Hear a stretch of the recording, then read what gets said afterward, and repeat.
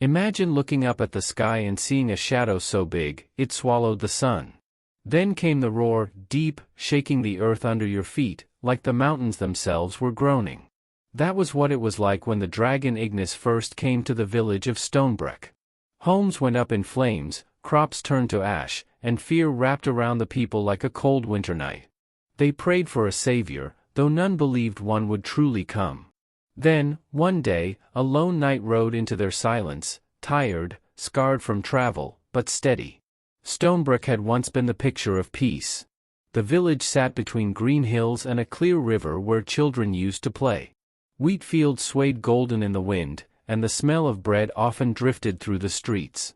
Folks here were simple people, happy with their routines. But that peace ended when Ignis chose their valley as its hunting ground. The dragon was both terrifying and strangely beautiful. In daylight, its scales shone like black glass, hard and gleaming. Its wings were so wide that when it passed, daylight vanished for a moment. And its roar, it wasn't just a sound, it was a force that rattled walls and froze blood in veins. From a cave high up in the sharp, jagged mountains known as the Dragon's Tooth, Ignis came down again and again. At first, only a passing shadow. Later, fiery glow on the horizon. And soon enough, fire raining right on Stonebreck itself. The beast set fire to their wheat, leaving only black stubble where food once grew. It carried away sheep and cows as if they weighed nothing. Sometimes it swooped so low its breath alone scorched rooftops. The people were terrified. Laughter disappeared from the streets, children stayed indoors, and at night every candle felt like a risk. Their elder, Ilara, tried to calm them, but even her steady voice shook when the dragon's name was spoken. They weren't soldiers. They had no weapons strong enough, no walls high enough. Only fear and desperate prayers. The story of Stonebreck's suffering traveled on trade routes, whispered at taverns and markets. Knights and sellswords heard it, but few dared think about fighting such a monster. To face a dragon was as close to certain death as one could get. Still, one man chose differently. His name was Sir Kalen. Kalen wasn't the kind of knight who bragged or boasted. His armor showed scratches from long battles and long roads. His face carried the lines of someone who had seen too much but still kept moving. He wasn't the largest man, but his eyes had a calm, steady fire. He had taken vows once, promising to protect those who couldn't fight for themselves. And unlike many others, he still believed in those words. He came not for riches, not for fame, but because turning away felt wrong. On his way to Stonebreck, he stopped at inns, speaking to merchants and wanderers. He gathered every scrap of knowledge about Ignis, when it flew, where it was seen, how it attacked. He sharpened his sword, polished his shield, and whispered quiet prayers. Each mile he rode was not just travel, but preparation, each night spent thinking through every possible outcome. When he finally entered Stonebreck, the villagers barely reacted at first. Too many had promised help before, only to disappear. But something in Kalen's presence was different. He did not ride tall with pride, he rode quietly, almost humbly. He dismounted slowly, meeting their eyes, and then said in a clear voice, "I am Sir Kalen.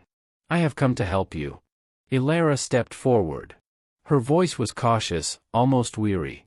"Sir Knight, many have heard our cries, yet none have stayed. What can one man do against a creature like Ignis?" Kalen knelt before her, meeting her gaze without flinching. "I do not promise you victory, Elder. But I promise I will try. Tell me everything you know." At first, the people were hesitant. But as Kalen listened, really listened, their words spilled out. They spoke of Ignis's fire, its claws, the way it sometimes circled the skies before attacking. They showed him the burnt fields, the empty pastures. He asked question after question, never rushing them, piecing together every detail. He was more than a fighter, he was a planner. Over the next days, Kalen studied the land. He climbed the hills, watching the mountains where Ignis made its home. He observed the wind, the skies, the paths a dragon might take.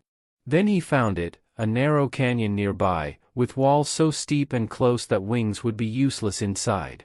An idea took root. He returned to Ilara. "I cannot fight it in the open. It is too powerful there. But in that canyon, its size will work against it. If I can draw it down, I may have a chance. The elder frowned, but she saw the conviction in his eyes. She gave him her blessing, though her heart was heavy with fear. The day came with clear skies, mocking the dread that filled Stonebreak. Kalen armed himself carefully. Sword sharpened, shield steady, mind calm. He knew this could be the end, yet his steps did not falter. He rode straight toward the mountains, letting the dragon see him. Near the dark mouth of its cave, the air grew hot. The smell of sulfur and ash stung his throat. A deep rumble rolled out, shaking loose stones from the cliffs. Then the shadow moved, and Ignis unfolded from its cavern. Its body stretched into the sky, wings snapping open with a boom of air. Its eyes burned like molten gold, and its roar thundered through the valley. Kalen did not lift his sword. Not yet.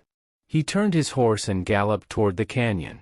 The dragon, enraged by his challenge, followed. Its wings beat with such force that trees bent and rocks tumbled. The canyon narrowed, trapping Ignis just as Kalen hoped.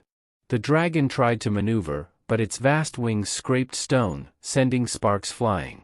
With fury, it dropped to the ground, eyes blazing. Kalen dismounted, sword drawn. The dragon struck first, a blast of fire that lit the canyon like day. Kalen raised his shield. Heat pressed against him, pushing him back, searing through the metal, but he held firm. He dove behind a rock as claws ripped at the stone. He waited, heart hammering, then saw his chance. As the dragon reared back for another blast, Kalen lunged. His sword found a gap beneath its scales, near the throat where the armor of its body was weakest. Steel bit flesh. Ignis roared in agony, thrashing, its tail smashing against the canyon walls. Kalen was nearly crushed, but he held his blade fast, twisting deeper. The roar broke into a choking sound, its strength fading as blood darkened its black scales. With one final shudder, the dragon collapsed, a mountain of lifeless fury. For a long moment, Kalen stood there, chest heaving, staring at the fallen beast. The canyon was silent, except for his breath and the faint crackle of cooling stone. He pulled free his sword, black with smoke, and staggered back to his horse. When he returned to Stonebreak, the sun was setting. At first, the villagers thought him just another weary rider. But then they noticed the sky, no shadow overhead, no roar in the distance. Ilara gasped, then shouted with joy. He has done it. The dragon is slain. Cheers erupted, raw and unrestrained. Tears rolled down faces that had forgotten what hope felt like. Children ran forward, fearless for the first time in months. They touched his armor, wide-eyed, whispering "hero" as if the word itself was magic. They tended his wounds, gave him food and rest, and for the first time in a long while, the village celebrated. Laughter returned. Music returned. Life returned. Kalen stayed a few days, helping rebuild, giving advice. But he was a knight, and knights move on. When it was time to leave, the whole village gathered. Ilara pressed a small carved wooden bird into his palm. You have given us back our lives, Sir Kalen. You will always be remembered here. Kalen smiled softly, mounted his horse, and rode away, a quiet figure disappearing into the horizon. Behind him, Stonebreak breathed freely again, its story forever tied to the knight who dared to stand against a dragon, and won. Let's learn 10 daily life-friendly sentences with their simple meanings. I will stay inside tonight. Meaning, I won't go out this evening. Don't be afraid, I am here to help. Meaning, I will protect or support you. The village was a quiet place. Meaning, the area/town was calm and peaceful. He asked many questions before deciding. Meaning, he wanted to know details before making a choice. Life was simple but happy. Meaning, things were not fancy, but people felt content. I heard the news on the road. Meaning, I learned about it while traveling or outside. She tried to comfort them. Meaning, she tried to make them feel less sad or scared. He kept his promise. Meaning, he did what he said he would do. They were not ready for the danger. Meaning, they were not prepared for problems. Everyone wanted a hero. Meaning, people hoped someone would come to save them. I hope you liked the story. Which new sentence or word did you learn today? Drop it in the comments. And please do like, share or subscribe for more amazing stories. See you in the next video.